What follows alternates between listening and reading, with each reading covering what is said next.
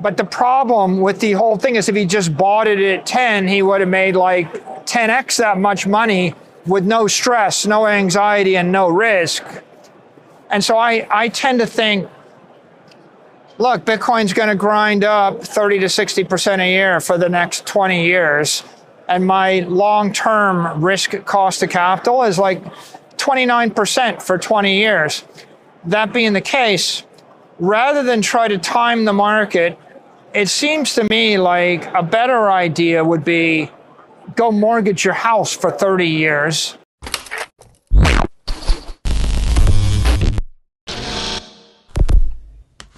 Hey guys, welcome to Everyday Finance. With his increasing political involvement and steadfast dedication to Bitcoin, Michael Saylor, the vocal supporter of the cryptocurrency and executive chairman of MicroStrategy, has rekindled public interest. Saylor recently voiced his strong support for Paul Atkins, the recently appointed chairman of the SEC, a move that suggests closer ties between influential Bitcoin figures and American political power centers. Saylor took advantage of the widely shared video, which shows Atkins being sworn in by Treasury Secretary Scott Bessent at the White House, to highlight Atkins' commitment to enacting a clear and logical regulatory framework for digital assets. In line with his long-held conviction that Bitcoin is the safest and most practical form of currency, Saylor saw this development as a significant win for the cryptocurrency. Notably, his belief isn't just empty words. His company, MicroStrategy, recently increased its Bitcoin holdings by acquiring more than 6,500 coins, totaling an astounding $555 million. As a result, the company now has more than 538,000 Bitcoin in total, making it one of the biggest corporate Bitcoin holders in the world. A deeper integration of Bitcoin into the financial and regulatory establishment is indicated by the combined impact of aggressive accumulation by Saylor and political momentum from individuals such as Atkins. Let's get to the interview of Saylor. Bitcoin is every macro trader's favorite asset because they can trade it 24/7, 365. They can trade it anywhere in the world. They can trade it with any amount of leverage, and they can cross-collateralize it with any other asset. And they can talk about it with legal impunity because it's a commodity. It's not a security. And so that makes it the most attractive of all assets to trade on a trend. If you think there's a missile attack coming, you want to sell it. If you think the missile attack was overblown and there's not going to be a war, you want to buy it. I think when people are panicking, they tend to want to do a leverage short on Bitcoin. When interest rates and when the perception is we're going to a risk-on environment or a looser money environment, they'll turn the other way. So I do think that interest rates coming in, or the expectation of interest rates coming in, is very bullish for the asset. And there'll be certain points where you'll probably see it rip up because of that. I think that this is a pro-business, deregulation, low regulation, pro-business, low tax, pro-innovation administration, in general, and everything they're doing. All of those things will be good for Bitcoin over time. I think deregulation is very good, and I think low interest rates are very good. I think there's a lot of double reverse logic that takes place in the macro trading environment. Yeah. Like, for example, if you knew there was lots of inflation over the long term, the number one thing to hold is Bitcoin. Yeah. But when people print a big inflation number, Bitcoin will trade down in the short term.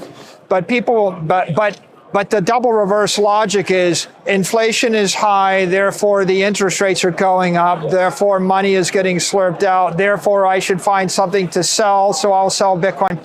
And that's why I would say there are basically two ways to think about Bitcoin. Actually, there's three views. There's the trader, there's the investor, and there's the maximalist. Okay, the trader says it's an asset, I can get a handle on it, I can 50x lever it long and short. They're obsessing over whether or not good news is coming, because good news is bad news and bad news is good news, right? And then they want to make sure they're the first one to get the bad news so they can treat it as good news so they can get out of the trade before the bad news manifests or something like that. Yeah. And if you're one of those traders, you know who you are, and more power to you. I'm not that guy. Then the investor view is, this is the dominant digital monetary network in the world. It's going to go up by a factor of 10 to 100. And I'm just going to hold it like Apple, like Facebook, like Google, like Microsoft. I'm going to hold it like my big tech monopoly for the next decade. And it's going to jerk around a bit, and I'm going to buy it on dips. The maximalist view is, this is property rights for 8 billion people. This is the greatest opportunity of the 21st century. This is economic empowerment for every business, every country, every family, every individual, right? I'm going to support it at all times, every way I can, forever, okay? And so you're talking to a maximalist here. I'm beyond the investor. It's not my skin is in the game. I'm beyond that. My soul is in the game. But I think that Thomas Lee, he's done some good work, and he says that Bitcoin generates all of its gains in like 10 days a year. Fundstrat Thomas Lee. Fundstrat Thomas Lee.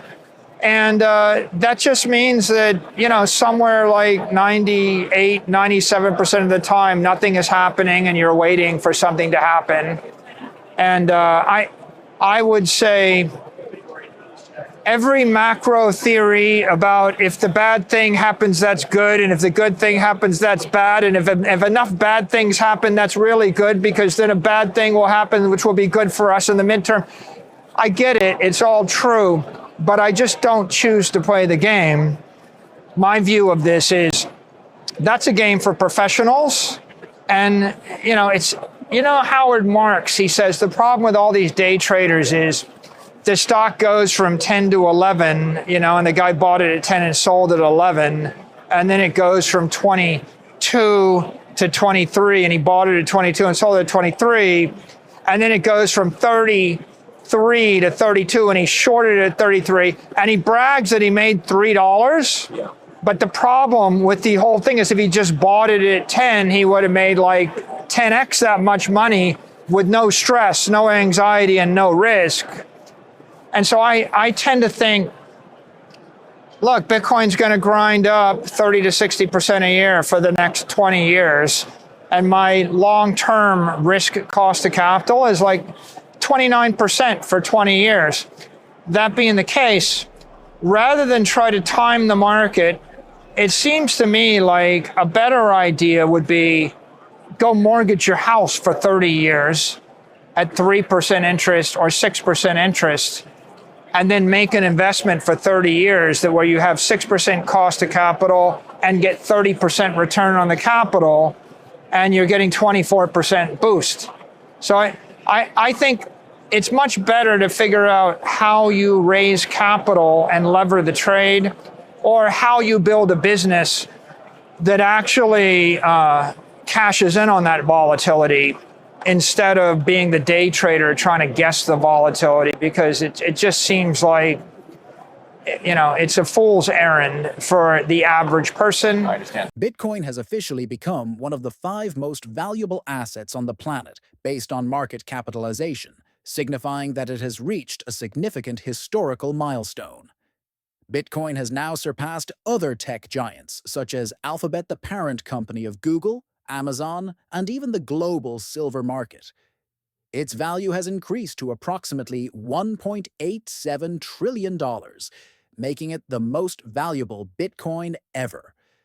As of the 23rd of April, the only assets that continue to have higher valuations are gold, Apple, Microsoft, and Nvidia. This accomplishment is especially noteworthy when taking into consideration the broader market environment. In April, technology stocks experienced a decline, with the Nasdaq 100 falling by 4.5%.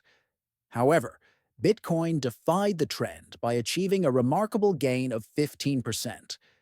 This performance represents a fundamental shift in perception.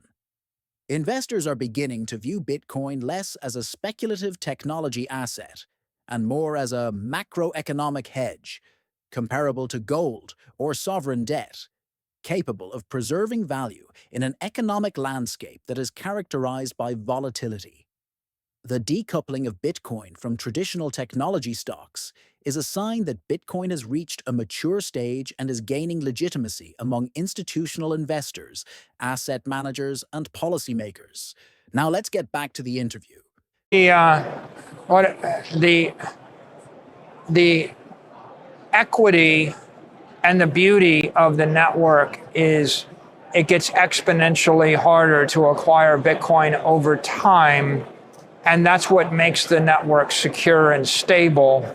And that's a good thing for all of us. Bitcoin has matured over 4 years, and that's a good thing. We used to have, extremely highly levered, poorly capitalized companies driving the market, like the offshore exchange like FTX and Three Arrows and Terra Luna and the like. And the market has matured such that now you have large pools of more permanent capital like BlackRock's capital, IBIT or Fidelity or Wall Street. And that will create less volatility, lower drawdowns, but it will drive the price up. And on the other hand, it's kind of like saying, your family came to Manhattan in 1700 and you bought up a bunch of land, and then you went back to Europe and you told everybody that Manhattan's going to be the greatest seaport in North America.